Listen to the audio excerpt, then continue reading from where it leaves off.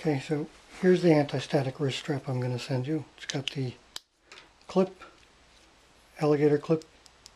Alligator clip goes onto something metal. This one, pop this open, put it on your wrist.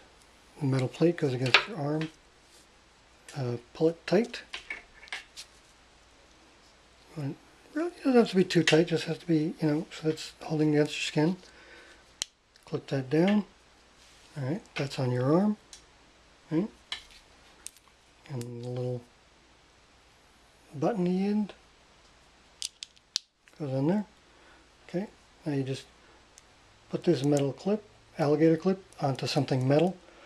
It needs to be something substantial, but doesn't have. It can be like the computer chassis.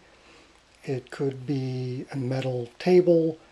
It could literally be go get a pot from the kitchen, a metal pot from the kitchen that's aluminum or iron or stainless steel, and clip, just have the pot sitting on the table and clip this onto it, because a metal pot is enough of a ground to take all the static out of your body.